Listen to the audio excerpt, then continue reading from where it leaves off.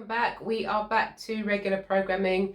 I'm done with my clothing hauls for the winter now, so you're probably not going to see any more of those, even though I have got some slightly off-topic videos coming up. But for now, we're going to be focusing back to skincare, as that's my main speciality. So today I'm going to be talking to you about chemical peels.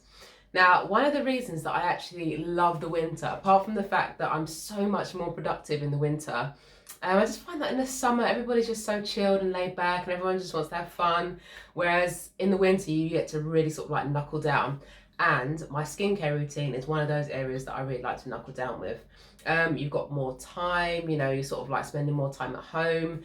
So it's the perfect time to sort of like really nail your skin routine. In particular, chemical peels are not advised ever in the summer. Like literally, if somebody comes to see me and they're like, Maya, I really want to sort of like resurface my skin and like, you know, maybe address some fine lines and wrinkles and pigmentation, I'm like, yep, great, this is what we can do for you today. This is what we can do for you like for the next couple of months, but we absolutely are not going to be going there at all with chemical peels until the sun goes in.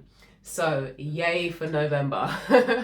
So basically, chemical peels, what they do is we apply a solution to the skin, and these solutions can come anywhere in the form of like a liquid that you apply in clinic with like a gauze or cotton pad or a brush, or you can get like a tonic that is a bit like a toner. They tend to be a lot milder than you'd ever find in a salon, at least I would hope not, or any sort of like skin clinic. So those are your more sort of like superficial, much milder formulations.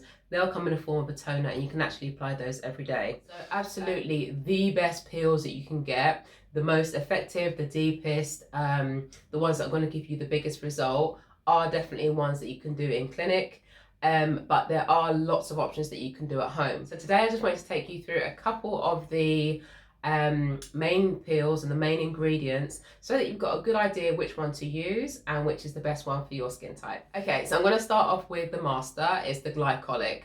This is the one that everybody seems to know. It's also known as an AHA, an alpha hydroxy acid. And it's actually derived from sugarcane. A lot of the time people hear the word chemical peel and they get a bit nervous because they instantly think Samantha from Sex and the City, red, hot, peeling, face falling off sort of thing. Whereas that's not the case at all. These are things that are derived from nature and they're just concentrated in a way that when you apply it to the skin, it helps to break down the layer of the skin that's on the top, which will increase cell turnover. The main benefit of glycolic acid is that it's got a really small molecule. So that means that it penetrates the skin really deeply and really quickly. For that reason, it's very effective, but maybe not the one to go for if you're very new to peels. Glycolic can overall just be like a little bit harsh and a little bit drying if you're not used to using any sort of acids on your skin. So while glycolic for me is the master, it's suitable for all skin types at the right concentration. It's suitable for all skin types. It's not one to just go in straight away with the top concentration. Some of the benefits of glycolic acid include they reduce fine lines and wrinkles. So they do that by removing that top layer of skin, which if you think about it, I've spoken about this before, but if you've got like a dip in the skin, so say that's like a sideward profile of a line or a wrinkle, if we take away that skin like on either side and gradually break that down, the dip, if you see what I mean, it gets more shallow. That's one of the ways that chemical peels actually help to fight fine lines and wrinkles. The other way is that they actually stimulate collagen production. So as well as fighting the fine lines and wrinkles from the top down, they also stimulate collagen production, which is going to help to stop the wrinkles from forming in the first place. Glycolic acid is also really good at helping with hyperpigmentation. So in a similar way to fine lines and wrinkles, it helps to remove that top layer of skin. So those cells that are pigmented are sloughed away from the skin. The only thing is, a peel on its own is not going to help hyperpigmentation. Check out my hyperpigmentation video for more info, but we need to take like a more multi-layered approach to solving hyperpigmentation. But chemical peels are definitely part of the arsenal. Glycolic acid is also really good for helping with acne. Reason being is, as I said earlier, glycolic acid is a little bit drying. When you've got that excessive sebum productions that you get with some sorts of acne, the glycolic peel, as long as we're not applying it to skin that is actually inflamed at the time, then a glycolic pill can be a really nice addition to help with the acne as well. And lastly, if you've got oily skin, glycolic acid is a really good addition to your skincare routine. Again, you can just be using like a light pill that you use at home like once a week. I'll put some recommendations in the description box below as always. But you can be using one of these sort of milder pills like once a week. You can be using one of those glycolic tonics that you apply to the skin every day or every other day, according to your tolerance. Or you can actually go to an esthetician and get a deeper glycolic peel. Now the deeper peels are going to take a little bit longer to recover from, in terms of there might be a little bit of downtime, or there might be a bit of time where the skin is peeling. You get a really good result with glycolic acid. It's one of the most effective and consistent acids that I use. Next up, we've got lactic acid, and as the name suggests, lactic, that is derived from milk. You'll be surprised, these things all come from natural things. So lactic acid is actually derived from soured milk. So potentially if you have got a severe milk allergy, which most people don't tend to like on a topical basis, so in terms of actual putting it onto your skin, but if you have got like a severe allergy towards milk, then potentially a lactic acid pill isn't going to be beneficial for you. But generally, lactic acid is actually a really nice and gentle alternative to something deeper like a glycolic acid pill. The main benefit of lactic acid is it's the only acid that I use for somebody that's got a really dry skin. So if I'm concerned with over drying somebody's skin, then lactic acid would be the one to go with. So if you've got somebody who has got like really sort of sensitive skin, or skin that's really prone to dryness, then lactic acid is going to give you the same benefits, the cell turnover. It's going to stimulate collagen production, which is going to result in firmer and like thicker skin. But it's also going to help the skin to retain moisture as well. Me personally, I've seen really good results with lactic acid when dealing with hyperpigmentation. For some reason, I find that that one tends to work a little bit better than glycolic acid in terms of combating hyperpigmentation. The molecule of lactic acid is actually a lot larger than glycolic acid as well.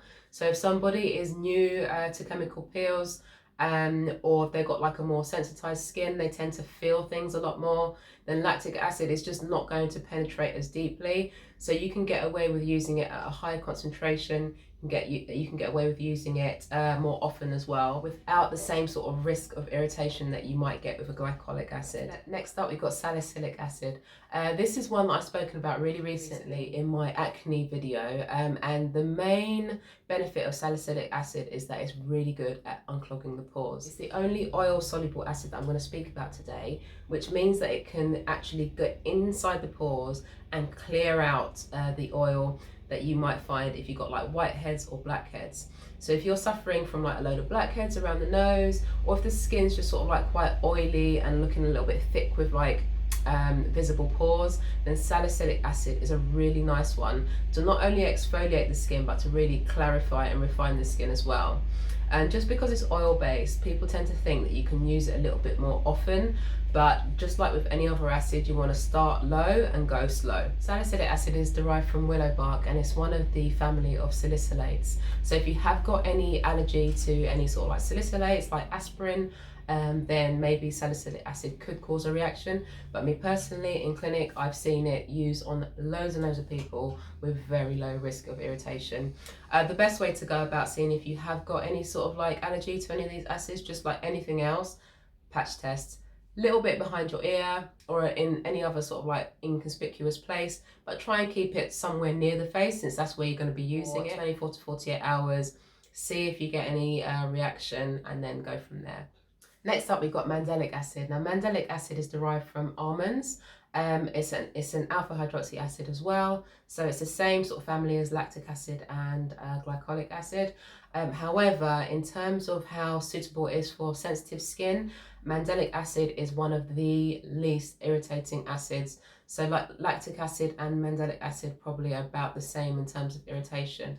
I would say that mandelic acid is even less so. So if you've got extremely sensitive skin, then mandelic acid could be the one that you go for. The main benefit as well, just in terms of the overall effects, I found that mandelic acid has actually got a really nice skin brightening property to it. If you've got any sort of like sun damage or hyperpigmentation, mandelic acid is a really nice one. And unlike lactic acid, it works to do that on its own, whereas I find that lactic acid is the most beneficial for hyperpigmentation when you actually combine it with other things. So it's a really effective acid, which is surprising given how suitable it is for sensitive skin, which just goes to show that when it comes to like really effective skincare, stronger, harsher skincare that tingles is not necessarily the way to go, and it's not necessarily the most effective. Mandelic acid, even though it is an AHA and not a BHA like salicylic acid, it's not oil soluble. However, it does seem to help to clear the pores a lot better as well. So mandelic acid could be a really, really good one for acneic skin. So if you need something that is not too harsh, you want to clear up a bit of the post-inflammatory pigmentation that's come from the acne scarring, and you want to help with the actual clearing up of the sebum, declogging the pores, then mandelic acid is a really, really good way to go. And lastly, we've got azelaic acid. Now, azelaic acid is actually derived from like rye, wheat, and barley. So while like those foods might not sound very good if you've got any sort of gluten intolerance, I always say if you've got a severe intolerance to a food, you probably don't want to use any derivatives to it on your skin, or it may cause a bit of a reaction in you that it wouldn't on somebody else. So just bear that in mind. So azelaic acid is derived from rye, wheat, and barley. However, it's got some really, really good benefits. So azelaic acid is actually antibacterial and anti-inflammatory. So you can see where I'm going to go with this one, acne. If you've got acne, azelaic acid is a really, really good one. So it will work not only to help to kill the bacteria that's in the skin, it can penetrate really deeply. So it's going to get nice and deep down in those pores and give like those antibacterial properties nice and deep within the skin. And it's also anti-inflammatory. So if the skin is quite inflamed, the skin's quite sensitive, and it's due to like bacterial outbreak, then azelaic acid is a really good option. Any sort of like rosacea as well, azelaic acid is one of the only acids that I would use on somebody that's got rosacea. People with rosacea tend to have really sensitive skin, and even if it's not causing any damage, we don't want to sort of like aggravate that vascularity that comes in the skin and cause the skin to be like red and pink for days, because nobody wants that. So we can get some really good peeling benefits, all the same benefits as the other peels that I've spoken about, maybe not at quite the same rate, but when you're going at low and slow, then you can use things a little bit more frequently, and still get the benefit in the end. So if you've got like rosacea or like really sensitive skin, it's always worth just thinking, okay, I'm not going to get the benefits of like 6 peels in, let me think, 18 weeks, like somebody with like normal skin would get. But you can think to yourself, right, I've got 6 months, I can have these azelaic peels really regularly and still get the same result in the end. Perfect if you're preparing for an event that you know is coming up and it's important, but it's quite a way away. So like think like a wedding, you can start doing your azelaic peels like 6 months before. And also azelaic acid is the only one of these acids that I've spoken about today which is absolutely safe to use in pregnancy and in breastfeeding. So that is a very quick overview of some of the most popular acids that you're going to get on the market. Keep an eye on my page. There's always going to be lots more information about all these skincare actives and ingredients on my Instagram. But if you've got any more questions, then just drop me a comment or drop me an email. And I wish you all the best in your skin peeling journey. It really is the business. Peels do really turn your skin around as long as you know what you're doing. So as I said, any questions, drop me a comment, drop me an email. But until next time, I'll see you next time.